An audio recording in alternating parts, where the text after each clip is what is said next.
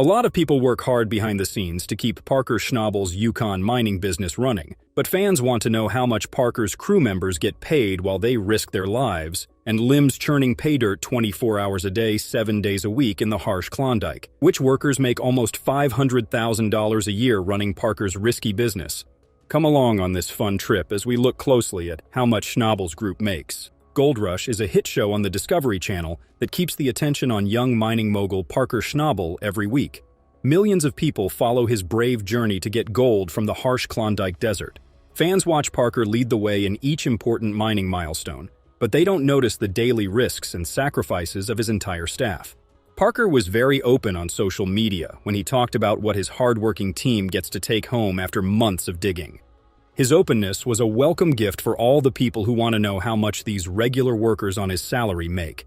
Parker says that the new workers on his Yukon mine crew put in 75 hours a week for weeks during the short summer mining season. In general, they make about 34 Canadian dollars an hour. Paying by the hour might sound like a pretty cool job, but Parker's claim, which is based on being physically and mentally drained to the limit, says it's about CAD 65,000 over 25 weeks, or about 6 months, because of the hard Yukon winter that stops digging.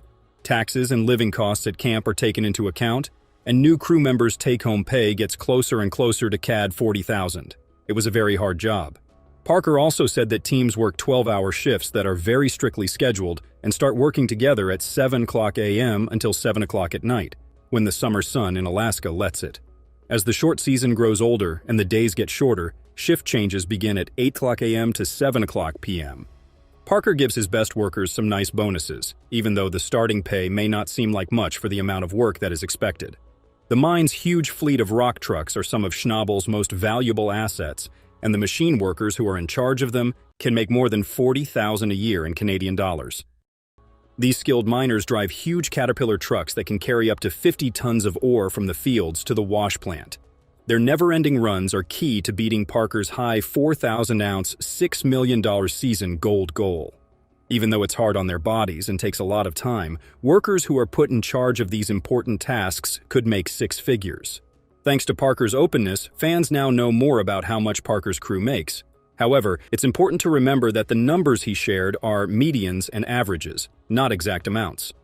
Pay for entry-level jobs changes depending on experience, bonuses are kept secret, and the amounts given could be in Canadian dollars instead of US dollars.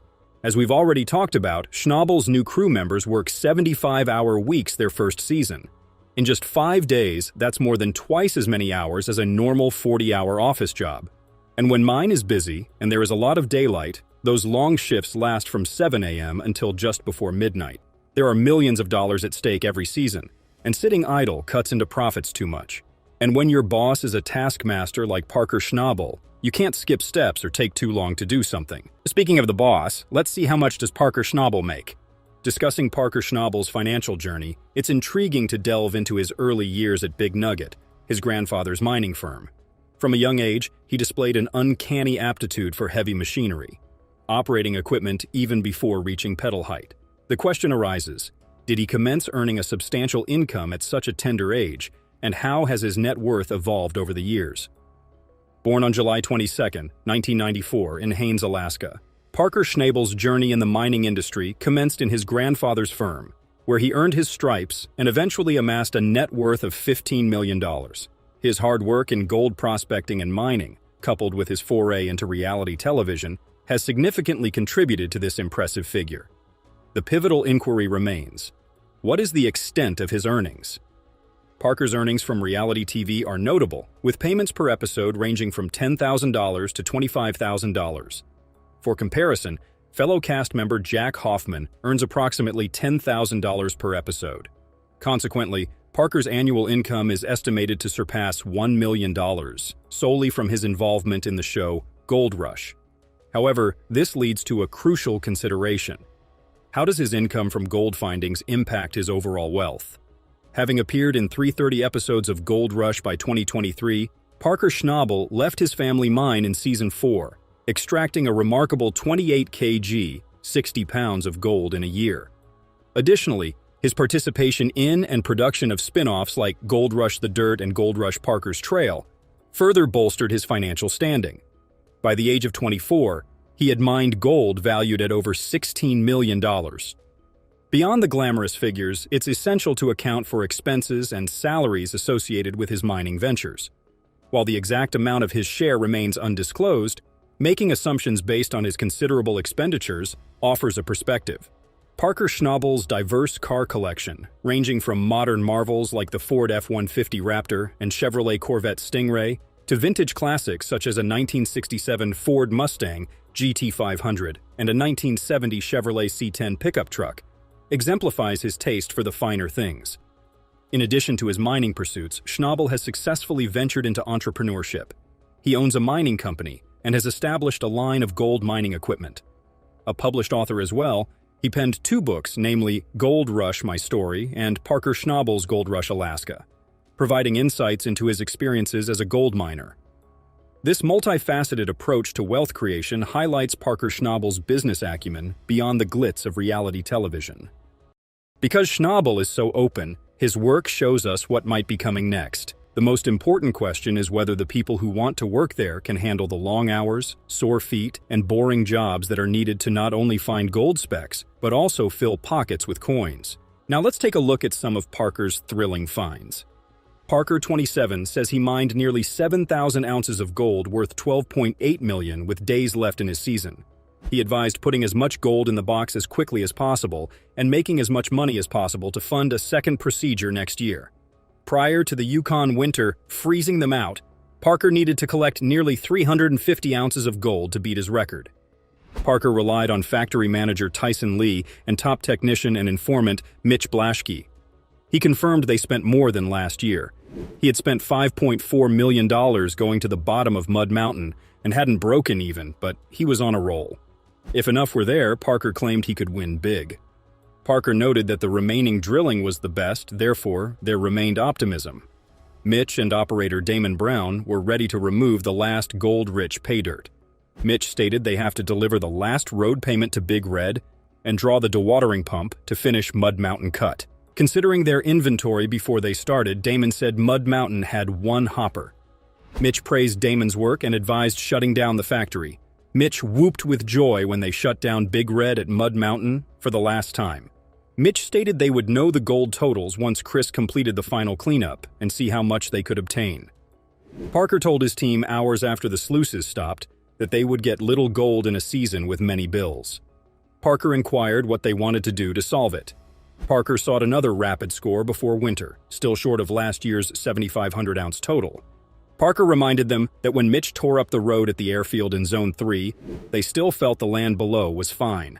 There was still possibility. Mitch's risk to mine ground under a road at the airfield for 281.50 ounces paid off earlier in the season.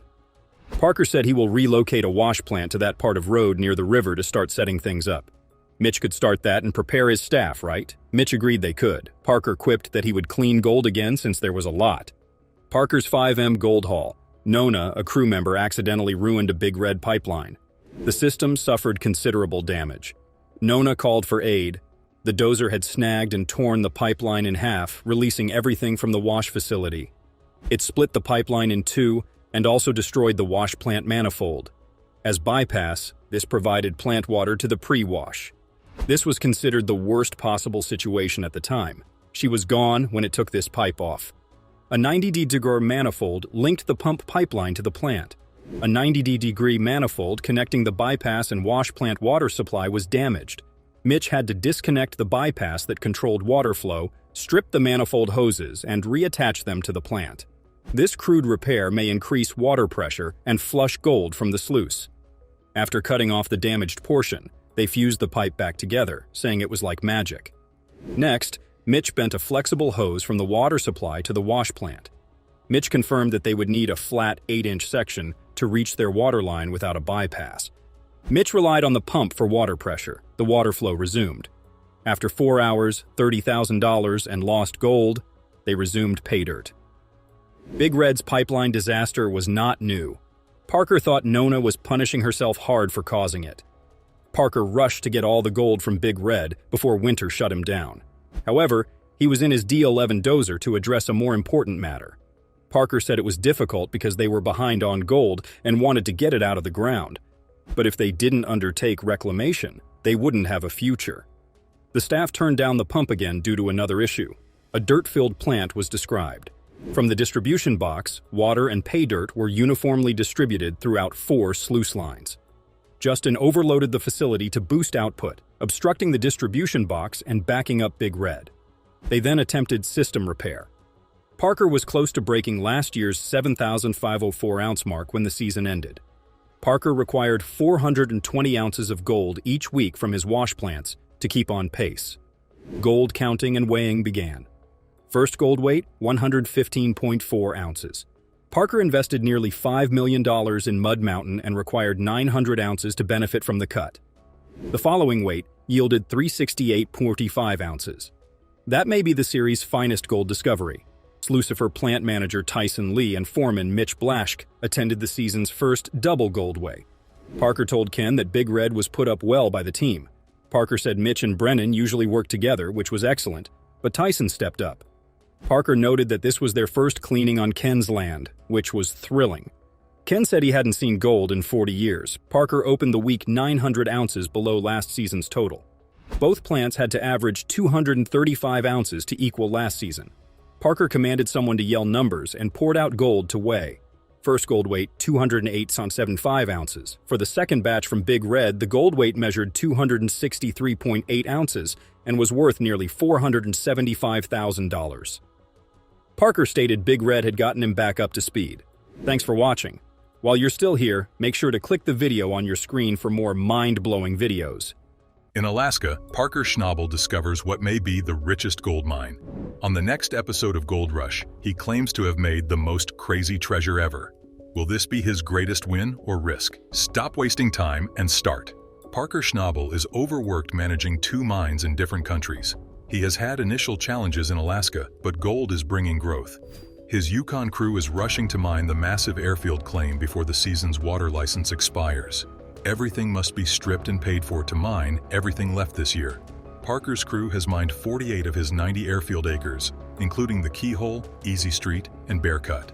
They are using Slucifer to run pay dirt from the 18-acre payback cut to the 24-acre runway cut, the largest and last cut.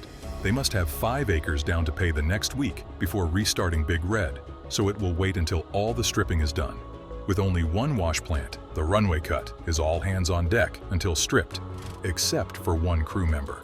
Tyson Lee drives the 750 excavator through the payback cut, while Parker handles the D11 and Mitch removes runway overburden with the 700. Given mounting barriers, staying ahead is a daily battle. Air from the 700 excavator suddenly smells like coolant, indicating difficulties. A broken radiator leaks coolant into the hot exhaust manifold, disrupting their plans. Needing replacement components quickly, Mitch calls Taylor. Tyson then departs his 750, leaving him with 480, reducing his ability to transfer Slucifer money. With just 480 digging paid, they risk running out of pay dirt and having nothing to process. Reducing the feed rate reduces gold flow, but it's better than shutting down the plant. With Slucifer decreased and Big Red off, mining all 90 acres is less likely. Crews are removing heavy dirt from the runway cut. Tyson, do you have a copy? Tyson? Hey, there's a huge build-up in the pre-wash. I don't know what to do. I'll get it. They're loading it out without a place to transport it since it's late in the year to open 20 feet of dirt. Parker's crew is racing to clear the 24-acre runway cut to feed Big Red wash plant. Big Red waits on a mountain to wash rocks. If they had pay dirt now, it would work. Tyson is in a tough spot after taking the 750. But opening the ground is crucial to avoid leaving a lot of gold. Tyson is digging for cash to feed Slucifer in the 480, while Mitch's 700 excavator is being repaired. He has reduced Slucifer's feed rate and hopes not to make more changes, but Big Red comes first. However, Taylor arrives with wonderful news.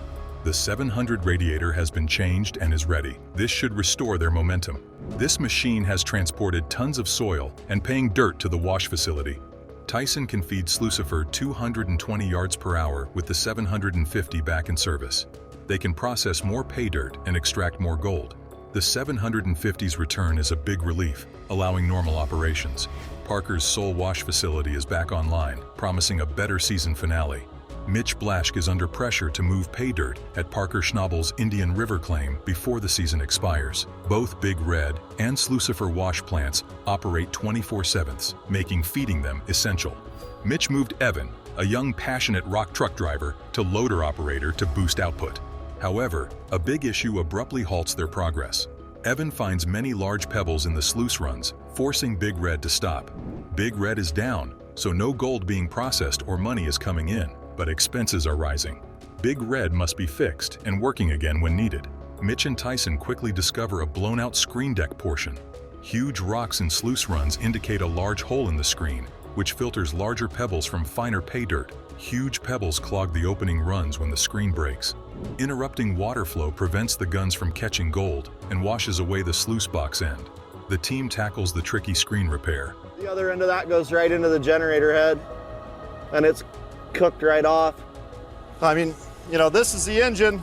This is what powers. Mitch says the material they're processing is quite sharp and aggressive.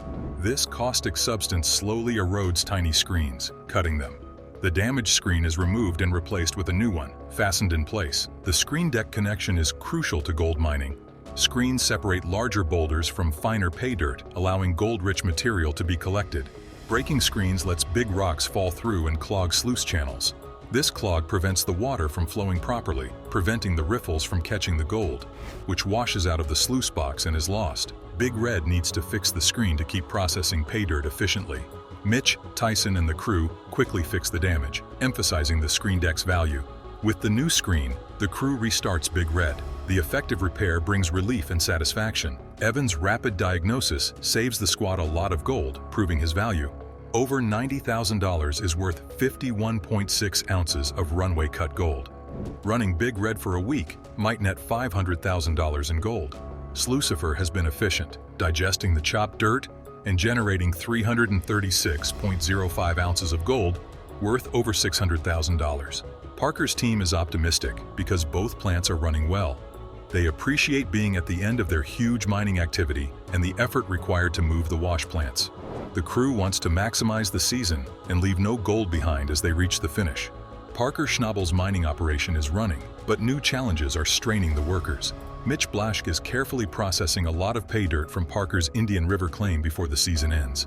Mitch has shifted Evan, a young, energetic crew member, from rock truck to loader to help meet demand at Big Red and Slucifer wash plants, which are open 24/7.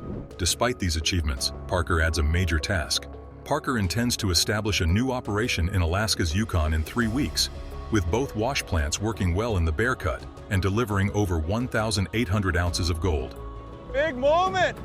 This is what we've been waiting for and working on all day, buddy. Let's do it! The cut is a big step toward making Slucifer operational. Mitch and his colleagues work hard to cover every detail because failure could slow them down. The conveyor plug occurrence shows that mining always has obstacles. Parker's quick thinking and the team's resourcefulness allow them to solve the problem swiftly, demonstrating their flexibility to unexpected conditions. The crew's recent successes and future prospects keep them upbeat despite their problems. When they hit 1,500 ounces for the season, they feel accomplished.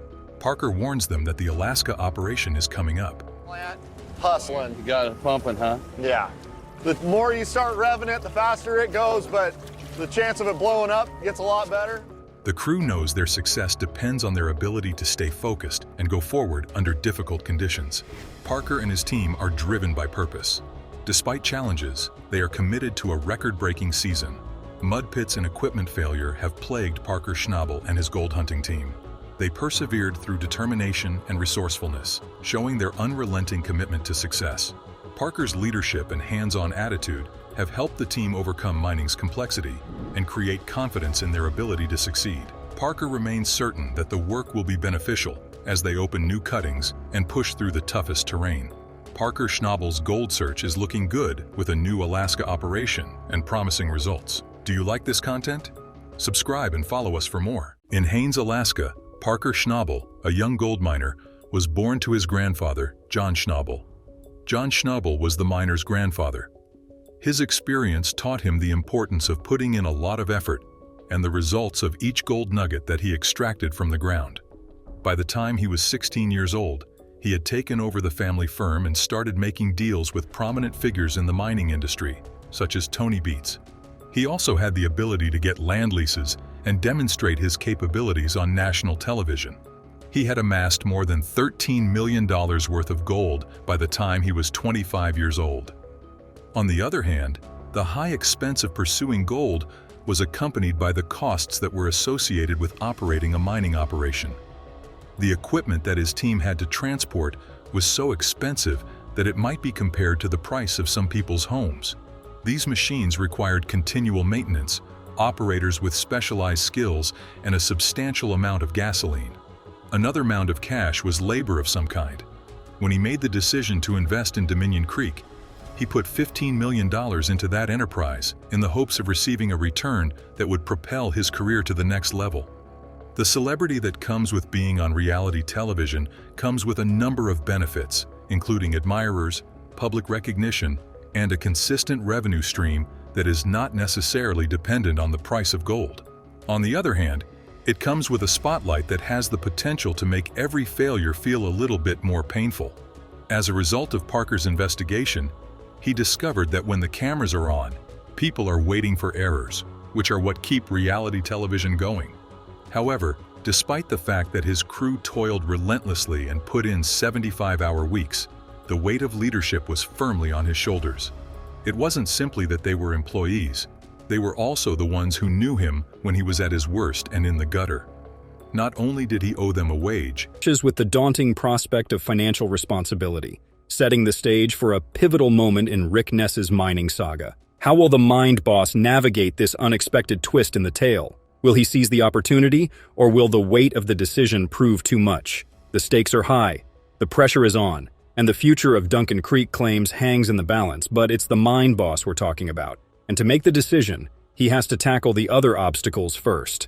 Every miner knows that a glitch in the machinery can translate to lost time and, more importantly, lost gold. Despite heavy investments and state-of-the-art machinery worth millions, the results are not quite hitting the mark. It's a tough spot to be in, especially when your aspirations are as grand as Rick's. The machinery, boasting cutting-edge technology, stands as a testament to Rick's commitment. But, as every seasoned miner knows, the gold beneath the ground doesn't always give in easily. Rick is stuck dealing with a big problem, and he can't tackle it solo. He's in need of help, but the question is, who can he turn to? The first person who crosses Rick's mind in this crucial moment is none other than his reliable dad. With winter approaching, he calls his father for assistance, hoping to bring in the energy needed to finish the season strong. Rick's dad shows up and is pretty amazed by the whole mining setup. He's all in to help out however he can. The two of them now tackle the problem together, dealing with the challenges of mining and figuring out a way forward. The first problem he deals with is the wash plant. With Monster Red running on a tight crew, Rick faces a tough time finding more workers. His dad jumps in to lend a hand and keep things going smoothly. Seeing the mining operation scale, Rick's dad figures he can help out. Without any hesitation, he gets down to work, doing everything needed to keep Monster Red up and running. At Duncan Creek, Rick encounters a hurdle with his 700 excavator. A cracked hydraulic line threatens to slow down the crucial task of clearing tailings. It's a setback that demands immediate attention. Rick, with a determined look on his face, asks his dad to help there too. Rick's dad, not a stranger to hard work, steps into the role of a makeshift mechanic. With tools in hand, they inspect the excavator, and the problem becomes clear: a cracked hydraulic line. It's a hands-on challenge, but Rick's dad isn't one to back down. They work together, making the welding process seem like a puzzle they are determined to solve. After a series of intense efforts, welding, and a bit of elbow grease, the hydraulic issue is fixed. The 700 excavator roars back to life, ready to dig into the tailings and keep the gold production on track. It's a testament to the resilience of the team and their ability to handle unexpected setbacks. With the excavator back in action, the crew dives back into their work, ensuring that every bucket of pay dirt contributes to their season's ambitious gold goal. Whether it's fixing up equipment or helping out in the wash plant, Rick's dad becomes a key part of the team. His experience and hands-on approach bring a new burst of energy, making sure every part of the mining process works like a well-oiled machine. The teamwork between father and son turns challenges into victories. Together, they tackle the ups and downs of mining life, using their combined knowledge to handle whatever comes their way. As Monster Red chews through the pay dirt, it's not just the machines doing the heavy lifting. It's the power of a united team working towards those big gold goals. Despite the challenges, including equipment breakdowns and a flooded cut, the team is determined to reach the season's gold target of 2,000 ounces. The camaraderie between Rick and his dad becomes evident as they tackle repairs together. From fixing machinery issues to maintaining equipment, it's a hands-on collaboration that highlights the importance of a reliable support system. Rick's dad, a testament to the saying, "Actions speak louder than words," embodies the spirit of a true partner in this challenging gold mining journey. Even with the valuable assistance from his dad, Rick finds himself caught in a web of challenges that extend beyond the immediate repairs. In the pursuit of the elusive gold goal and land ownership, Rick must not only contend with mechanical hurdles,